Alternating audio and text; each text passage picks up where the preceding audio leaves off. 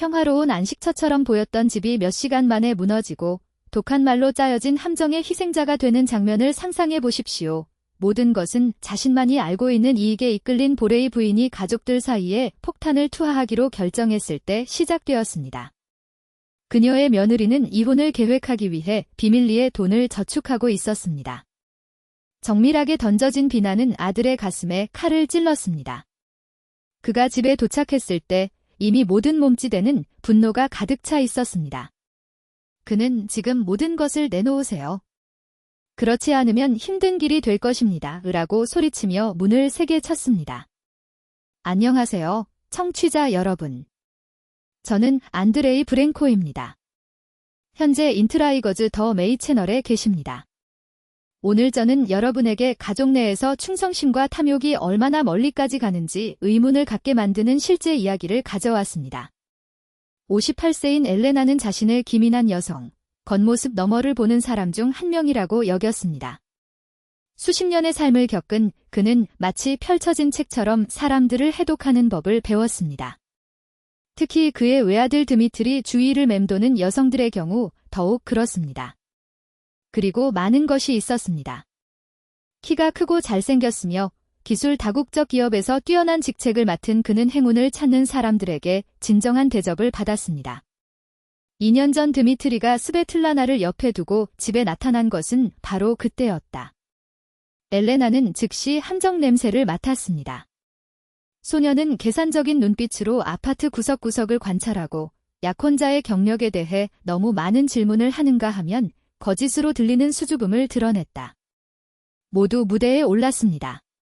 스베틀라나가 외곽의 비좁은 임대주택에 살면서 작은 회사의 보조원으로 적은 월급을 받는 동안 드미트리는 한 달에 20만 달러를 벌고 도시 중심부의 방 3개짜리 부동산의 절반을 소유했습니다. 이는 그와 그의 어머니가 수년간 저축한 유산입니다. 나머지 절반은 그녀가 죽은 후 할머니의 집을 팔아서 엘레나의 소유였습니다. 결혼식은 단순하고 거의 급하게 진행되어 의심만 커졌습니다. 스베틀라나는 드미트리가 마음을 바꾸기 전에 노조를 공식화하기 위해 서두르는 것처럼 보였습니다. 처음 몇 달 동안 며느리는 완벽한 아내처럼 행동했습니다. 그녀는 요리하고 미소를 짓고 집안일을 도왔습니다. 하지만 엘레나는 그 이상을 보았습니다. 그는 그녀가 집의 문서를 뒤지는 방법, 의심스러운 관심을 가지고 아들의 계좌에 대해 묻는 방법, 은밀하게 그의 수입 세부 사항을 조사하는 방법을 발견했습니다. 사랑에 눈이 먼 드미트리는 그녀에게 선물과 값비싼 저녁 식사를 제공하기 위해 지칠 때까지 일했습니다. 그리고 그는 모든 것을 권리인 것처럼, 빚진 것처럼 받아들였습니다. 엘레나를 정말 놀라게 한 것은 최근 몇 달 사이의 변화였습니다. 스베틀라나는 슈퍼마켓에서의 지출을 줄이기 시작했고 가장 저렴한 품목만 구입했으며 돈이 부족하다고 불평했습니다. 심지어 드미트리가 가계비와 개인 지출을 위해 넉넉한 금액을 예금했는데도 말이죠. 저축한 돈은 어디로 갔나요? 새 옷도 없었고 친구들과의 외출도 없었고 디자이너 화장품도 없었습니다. 마치 돈이 증발한 것 같았습니다. 우연히 엘레나는 전화의 일부를 들었습니다. 혼자임을 알게 된 스베틀라나는 친구에게 조용히 말했습니다. 느슨한 문장은 무서운 그림을 그렸습니다. 그녀는 실제로 미래를 위해서가 아니라 이혼을 위해 돈을 저축하고 있었습니다.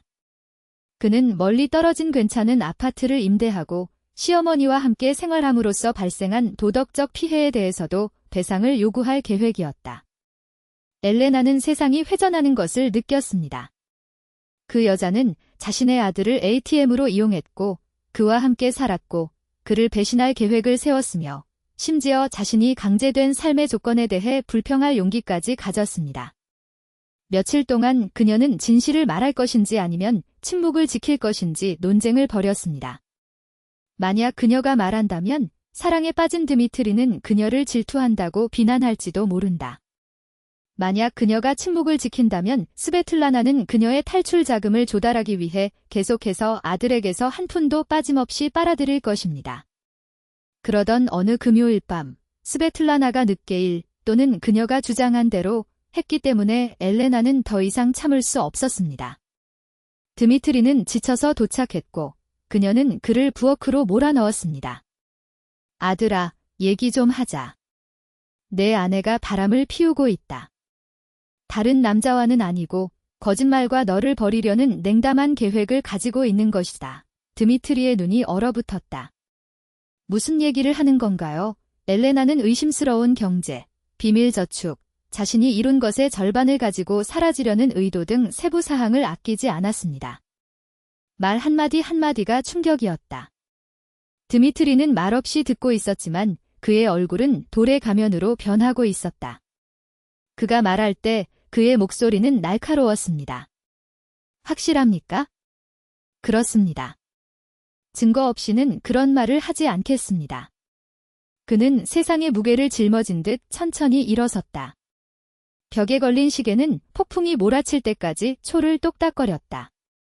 스베틀라나는 자정 무렵에 도착하여 지쳐서 조용히 저녁을 먹고 방에 갇혔습니다. 드미트리가 그녀를 따랐다. 한동안은 웅웅거리는 소리만 들렸다. 그러다가 모든 것이 풀려났습니다. 드미트리는 비명을 지르고 대답을 요구하며 그녀를 거짓말쟁이, 반역자라고 불렀습니다. 스베틀라나는 먼저 자신을 정당화하려고 시도한 다음 공격했습니다. 나보다 이 책략을 꾸미는 노파를 믿으시겠습니까? 무언가가 충돌하면서 떨어졌습니다. 날카로운 비명소리. 드미트리의 목소리는 포효처럼 변했다. 마침내 침묵이 돌아왔을 때 엘레나는 모든 것이 이전과 같을 수 없다는 것을 깨달았습니다. 다음 날 아침, 집안의 공기는 전쟁이었습니다. 드미트리는 떠날 준비를 한 채 멍한 표정으로 커피를 마셨다. 스베틀라나는 울어서 눈이 부은 채 나타나 아무 말도 하지 않고 식사를 하고 사라졌다. 내일은 긴 하루가 될 것이라고 약속했습니다. 그리고 피 묻은 공기가 곧 폭풍으로 가득 찬 것처럼 무거운 침묵 속에 하루가 지나갔습니다. 저녁이 되자 드미트리는 전날보다 더욱 긴장된 상태로 집으로 돌아왔습니다. 하루 만에 그는 어머니의 모든 말을 절대적인 진실로 흡수했고 더 나쁜 것은 행동하기로 결정했습니다. 스베틀라나는 7시쯤 직장에서 집에 돌아와 조용히 저녁을 먹고 텔레비전을 시청한 뒤 자신의 방으로 돌아갔습니다. 드미트리는 기다렸다. 그녀는 호흡의 리듬이 느리고 규칙적이 될 때까지, 잠의 무게가 그녀를 완전히 꼼짝 못하게 할 때까지 기다렸습니다. 그가 일어났을 때는 거의 자정이 되어서야 집안을 그림자처럼 움직이고 있었습니다. 서랍과 코트 주머니, 스베틀라나의 지갑을 뒤지는 동안 그의 손이 떨렸다. 그는 문서, 카드, 숨겨진 재산의 흔적, 그녀가 거짓말뿐만 아니라 돈, 즉 그의 돈으로 그를 배신했다는 증거를 찾고 있었습니다. 그녀를 깨운 것은 바스락거리는 종이 소리였다. 램프의 딸깍 소리가 잔혹한 빛으로 방을 가득 채웠고 드미트리가 손가락 사이에 은행 카드를 들고 침대 옆에 서 있는 모습이 드러났습니다. 그의 얼굴은 쓴 승리의 가면이었습니다. 그래서 우리 어머니가 옳았습니다. 그의 목소리는 내면이 타오르는 듯한 증오로 가득 찬 낮은 으르렁거림이었습니다. 이혼을 위해 돈을 저축하시나요? 가족에게서 물건을 훔친다. 스베틀라나는 갑자기 일어나 앉았다. 그녀의 눈은 겁에 질려 커졌고 그녀의 마음은 여전히 잠으로 흐려졌다. 그는 말을 더듬어 설명하려고 했지만 말이 뒤죽박죽되어 일관되지 않았습니다. 두려움이 그녀를 마비시켰고 비록 연습을 잘했더라도 거짓말은 일어나지 않았습니다. 지금은 아니야. 이렇진 않아. 당신은 나에게 모든 것을 줄 것입니다. 지금. 드미트리가 카드를 무기처럼 휘두르며 전진했다. 입을 벌리고 나머지가 어디에 있는지 말해주세요. 그렇지 않으면 저 문을 걷어차겠다고 맹세합니다. 그녀는 그가 그녀에게 다가가기 전에 침대에서 뛰어내려 욕실에 몸을 가두었습니다. 드미트리의 맹렬한 주먹에 나무가 흔들렸고 그의 위협이 천둥처럼 울려 퍼졌습니다. 복도에서 마비된 엘레나는 자신이 아는 모든 것이 무너지는 것을 지켜보았다. 그녀의 아들은 더 이상 그녀가 창조한 이성적인 사람이 아니었습니다. 그는 분노에 사로잡힌 이방인이었고 자신의 원한 외에는 어떤 목소리에도 귀를 기울이지 않았습니다. 그때 그녀가 그 말을 들었습니다. 닫힌 문 너머에서 전화기에 대고 속삭이는 겁에 질린 여자 목소리가 들렸다. 스베틀라나는 도움을 요청했습니다. 그리고 어딘가에서 누군가가 대답했다. 드미트리는 문을 2배로 세게 내리치며 문을 경첩에서 떼어내겠다고 약속했습니다. 그러나 밤사이에 첫 사이렌 신호가 울리자 그의 몸은 얼어붙었다.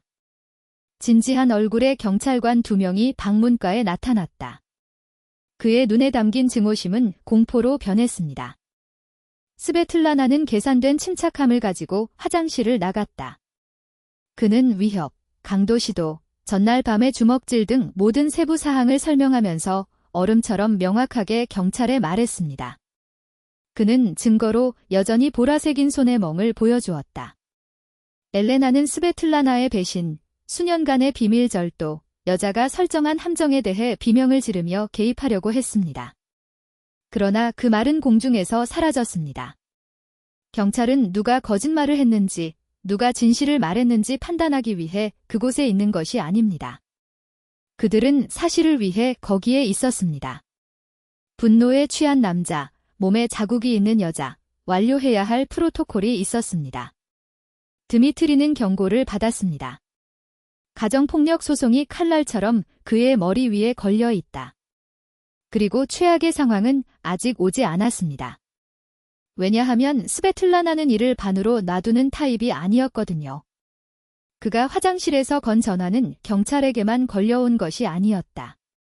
그는 드미트리가 근무하던 회사의 인사부로 갔다. 그리고 이미지가 전부였던 다국적 기술 기업에서 이와 같은 스캔들은 용서할 수 없는 일이었습니다. 월요일 아침에 그는 대화를 위해 호출되었습니다. 경찰 조서, 아내의 증언, 증인 등 그 어느 것도 무시할 수 없습니다. 그들의 정당화, 전혀 그렇지 않았다는 약속은 중요하지 않았습니다. 결정은 이미 내려졌습니다. 드미트리는 이력서에 어떤 채용 담당자도 감히 무시할 수 없는 흠집이 있다는 이유로 해고되었습니다. 문이 차례로 닫혔다. 이전에 그에게 길을 열어주었던 권고, 사항이 이제 그를 비난했습니다. 작고 무자비한 IT 시장은 바이러스처럼 뉴스를 퍼뜨립니다. 디미니 벨코브 법에 문제가 있고 폭력적이며 불안정합니다. 아무도 위험을 감수하고 싶지 않았습니다. 그 사이에 스베틀라나가 행동했습니다. 이혼은 수술적인 속도로 이루어졌습니다. 드미트리 같은 남성을 짓밟은 이를 전문으로 하는 상어인 그의 변호사는 재산 분할뿐만 아니라 도덕적 손해에 대한 보상도 요구했습니다. 증거에 직면한 판사는 주저하지 않았습니다. 법적으로 그녀의 소유가 아닌 그녀의 집 지분은 200만 루블의 보상금으로 바뀌었습니다. 이는 드미트리가 갖지 못한 재산이자 결코 가질 수 없는 재산이었습니다. 엘레나는 빚을 갚기 위해 아파트에서 자신의 지분을 팔아야 했습니다. 남은 것은 변두리의 작은 새끼 고양이가 겨우 살 수 있을 정도였고 그곳에서 그녀와 그녀의 아들은 난파선의 생존자처럼 함께 옹기종기 모여 있었습니다. 1년 후 드미트리는 무명의 회사에서 컴퓨터 기술자로 일하면서 이전 급여의 3분의 1을 벌었습니다. 음식은 그의 빈약한 월급의 절반을 소비했습니다. 스베틀라나는 이혼 자금을 사용하여 미용실을 열었습니다. 그는 고급 동네에 있는 침실 2개짜리 아파트를 구입했습니다. 2년 후 그녀는 자신의 과거에 대해 아무것도 모르거나 관심도 없는 부유한 사업가와 결혼했습니다. 엘레나는 때때로 아들과의 운명적인 대화를 다시 떠올리곤 했습니다. 내가 닥쳤다면? 아마도 스베틀라나는 그렇게까지 감히 생각하지 못했을 것입니다. 아마도 이혼은 경찰 없이, 해고 없이, 조직적인 생명 파괴 없이 조용히 이루어졌을 것입니다. 하지만 드미트리는 그녀를 비난하지 않았습니다. 그는 알고 있었습니다. 그녀는 사랑으로 행동했고 마음속으로는 항상 양의 탈을 쓴 늑대였던 여자로부터 그를 보호하려고 노력했습니다. 그 발톱이 얼마나 날카로운지 누구도 예측할 수 없었습니다. 사건이 발생한 지 3년이 지났지만 그들은 아직도 그 답답한 20제곱미터의 공간에 살고 있었다. 드미트리는 청구서를 거의 지불할 수 없었고 그의 이력서는 거절의 사막이었고 그의 길을 가로막는 여성들에게서는 패배의 냄새가 났습니다. 그 사이 스베틀라나는 번영을 누렸다. 그의 살롱은 성공했습니다. 그녀의 새 남편은 그녀에게 보석과 여행을 선물했습니다. 그녀는 시골집에 살았고 수입차를 운전했으며 드미트리가 감히 꿈도 꾸지 못했던 리조트에서 휴가를 보냈습니다. 때때로 그들은 거리에서 서로 스쳐 지나갔습니다. 언제나 흠잡을 데 없는 스베틀라나는 정중한 미소로 엘레나를 맞이했습니다. 그 몸짓은 그녀의 눈에 승리의 빛을 숨겼습니다. 내가 이겼어. 그런 표정을 지었다. 그리고 당신은 모든 것을 잃었습니다. 엘레나가 운명의 잔인함을 이해한 것은 바로 이 순간이었다. 그는 거짓말쟁이로부터 아들을 구하려고 했고 결국 그녀가 스스로 목을 그을 수 있도록 칼을 주었습니다. 너무 늦게 밝혀진 진실은 또 다른 배신에 불과했기 때문이다. 그리고 정의. 글쎄, 정의는 가장 똑똑한 사람이 항상 승리하는 게임이었습니다.